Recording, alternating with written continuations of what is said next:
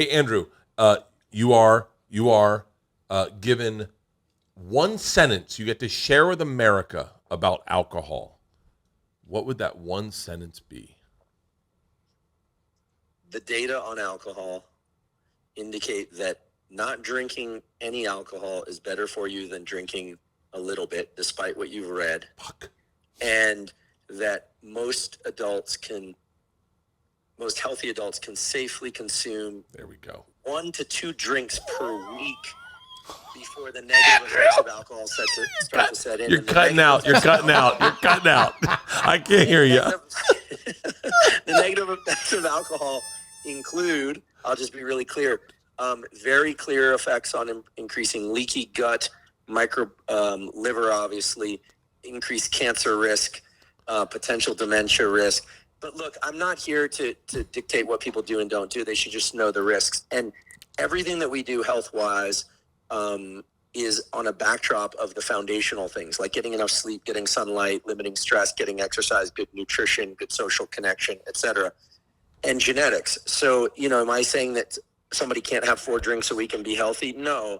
I'm saying that most people would do well to drink far less alcohol or no alcohol. Sure. And to be clear, Bert's only one of those guys. He's like 3 or 4 times a week, so it's not like he's that much more than the.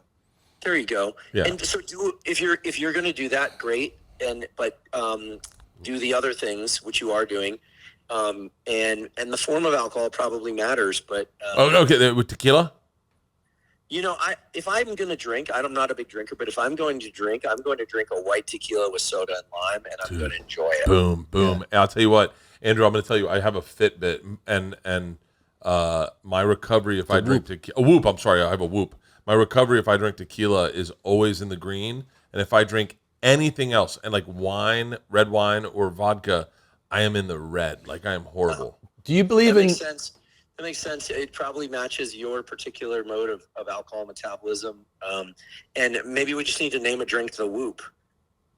Yeah, I like this. How about psychedelics? Do you believe? Do you believe in psychedelics and marijuana? What are your feelings on that?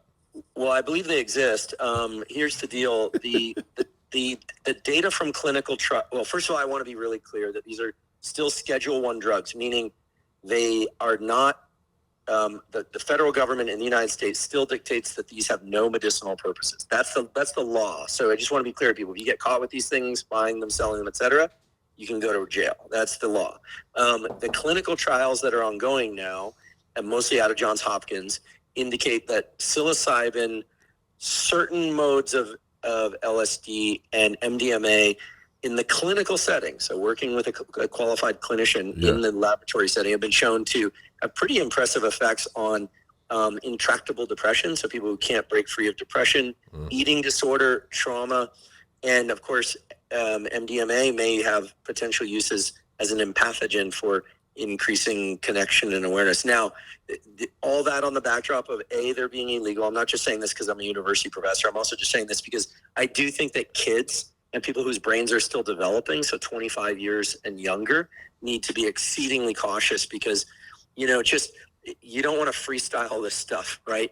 If you're opening up neuroplasticity, rewiring of the brain and the dramatic chemical setting, it can go any which way. And I do know people who've benefited tremendously from psychedelics, and I do know a few who've also suffered tremendously in the aftermath. So you just have to be smart about how you're approaching it. And let's hope that before long, people will be able to do this in a legal clinical setting. I think that day is soon to arrive. Well, Andrew, I got to tell you this. I want to save this for when you're on me and Tom's podcast because, like, Tom's in Austin, I'm here in LA. Whenever you're available, I really can't stress this enough. Huberman's Lab is one of the best podcasts out there. You give such great information, and you're so good at talking. You're so good at sharing that information in a way that morons like myself can bring it in. And granted, I kind of whittle it down and then share it drunk at a party.